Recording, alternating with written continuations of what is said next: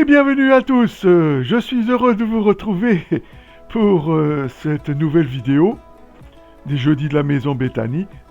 Je suis heureux de pouvoir partager avec vous quelques réflexions qui me sont venues en tête et que j'ai aussi récoltées sur certains écrits d'auteurs chrétiens et qui m'ont encouragé. Alors je vous les transmets. Je ne sais si vous avez été fasciné par ce qui est arrivé début de semaine. C'est l'atterrissage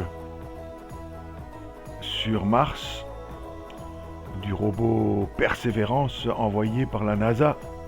Quel exploit! On a réussi à poser cet engin tellement loin de chez nous.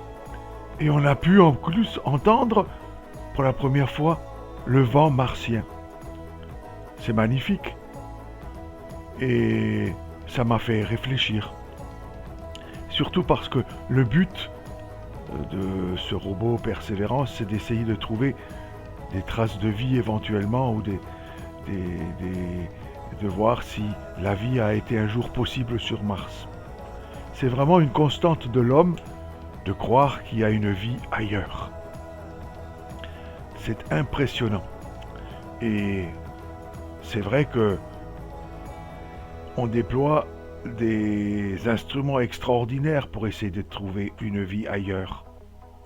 Sur l'île de Porto Rico, le radiotélescope géant d'Arecibo, dont l'antenne circulaire mesure 305 mètres de diamètre, il scrute l'espace profond. Et en 1974, on a fait une tentative pour envoyer un message vers d'autres mondes. Mais la réponse se fait toujours attendre. On n'a rien trouvé sur la Lune non plus. Et on espère toujours. D'ailleurs, c'est pour ça que le robot s'appelle Persévérance. L'homme, il persévère dans cette recherche. Et on va essayer d'approfondir cela tout à l'heure. La NASA, elle a lancé en avril déjà 2018 le télescope spatial TESS, et qui est dédié à la recherche de planètes situées en dehors du système solaire. Le but est toujours de détecter des signes de vie, et pourtant, pas de traces de vie intelligente. Pour l'instant, rien n'a été détecté. C'est une constance, on essaye d'écouter des messages intelligents provenant du ciel, et pourtant, nous pouvons en entendre tous les jours, chacun là où il est. Alors vous allez me regarder en disant, mais il est complètement zinzin, Daniel, de raconter des choses pareilles. Et pourtant, c'est vrai. Nul besoin pour cela d'antenne ou d'ordinateur. Notre Maître dans le ciel, Dieu lui-même, a pris l'initiative de nous parler à travers sa parole écrite. Et avec l'aide de l'Esprit Saint, il communique avec nous.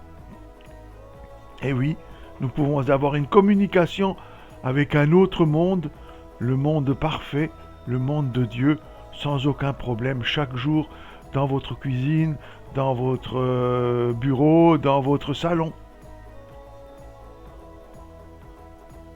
Nous recevons des communications émanant du Seigneur de l'univers. Et les messages envoyés par Dieu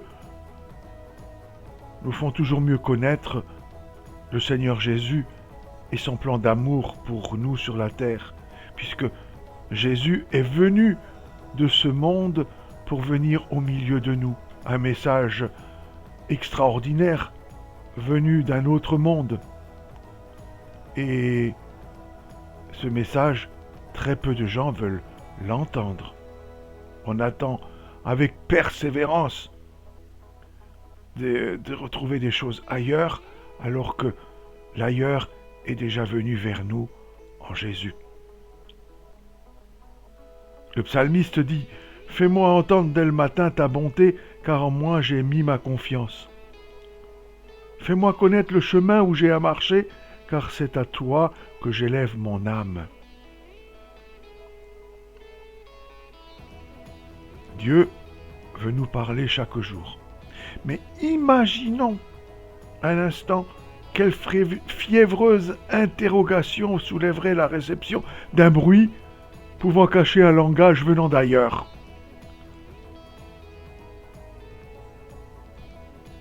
Nous l'avons tous les jours au travers de la Bible et pourtant des milliers de personnes refusent ce message millénaire de Dieu qui déclare « Je n'ai pas parlé en secret, je suis l'Éternel » parlant justice, déclarant ce qui est droit. Mais ça nous dérange.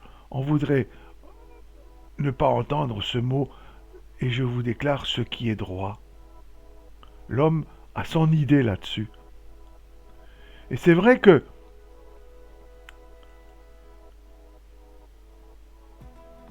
un peu avant la naissance de Jésus, s'est déjà manifesté l'autre monde. Parce qu'un ange est apparu à Jean-Baptiste. Les anges peuvent nous apporter un message d'un autre monde. Ça aussi, c'est une réalité. Je suis Gabriel.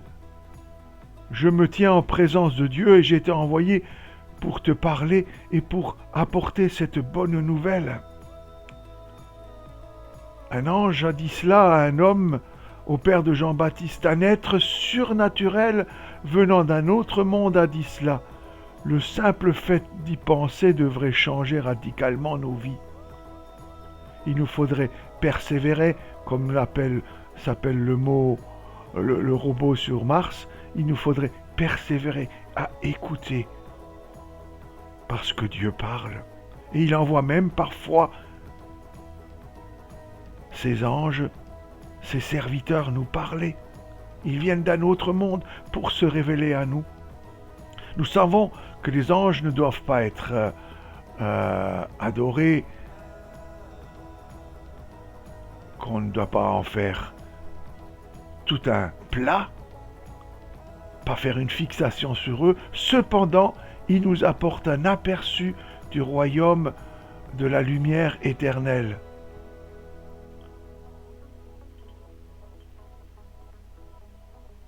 Vous êtes peut-être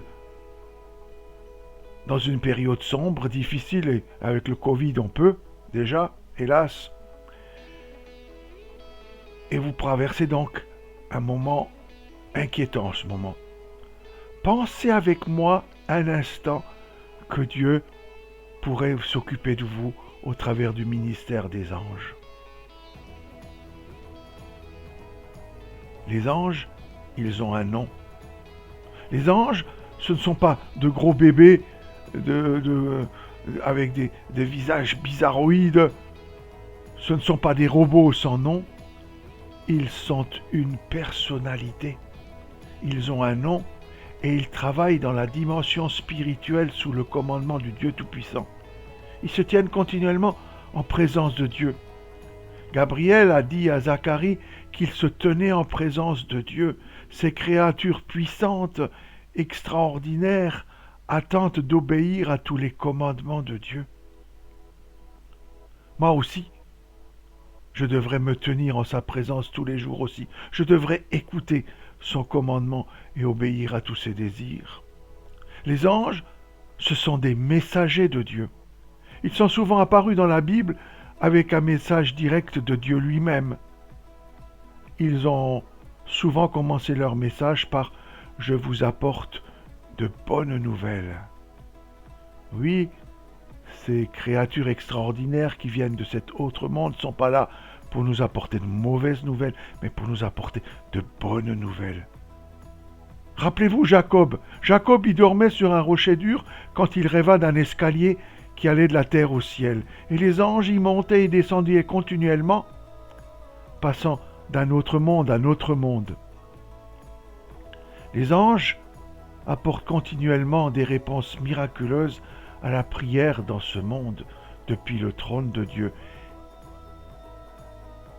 Ils fonctionnent mieux que n'importe quel système de livraison humain. Ils sont à l'écoute de Dieu et ils font ce que Dieu dit. Ils sont là pour nous rendre service. Ils interviennent puissamment dans des situations dangereuses.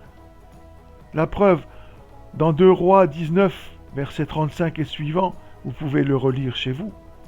Israël était entouré de 185 000 soldats ennemis, une force incroyable. En une nuit, un seul ange a traversé le camp de l'ennemi et ils sont tous morts instantanément. Il n'est pas étonnant que la Bible dise « Il confiera à ses anges la charge de vous garder dans toutes ses voies », c'est dans le psaume 91. Et je pense au prophète Élisée. Il s'est réveillé un matin avec une foule de soldats ennemis entourant toute la ville. Et quand Dieu lui a ouvert les yeux et les yeux du serviteur d'Élisée, ils virent toute cette troupe, une troupe immense, en embuscade, derrière les soldats ennemis. Une plus grande armée d'anges sur des chevaux et des chars de Dieu. Et il s'est écrié, ceux qui sont avec nous sont plus que ceux qui sont avec eux. Quelle parole merveilleuse dans notre situation. Dieu est avec nous et ses anges sont à notre service et il tient les choses dans sa main, même si l'ennemi croit avoir gagné.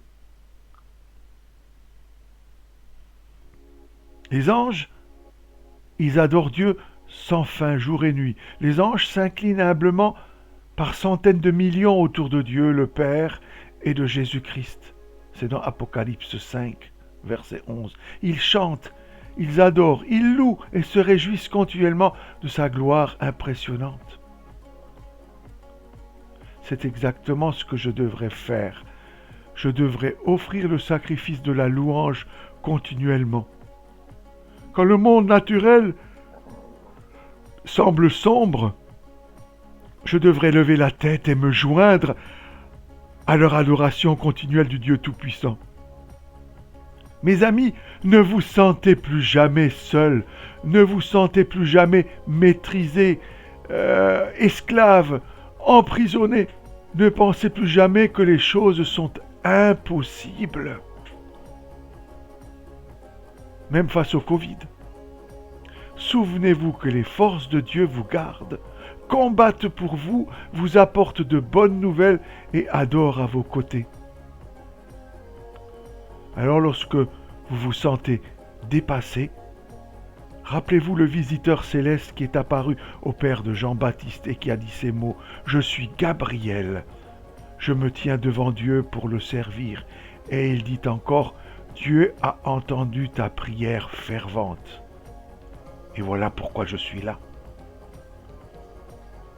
Je vous souhaite de trouver là un encouragement pour la semaine et les mois à venir.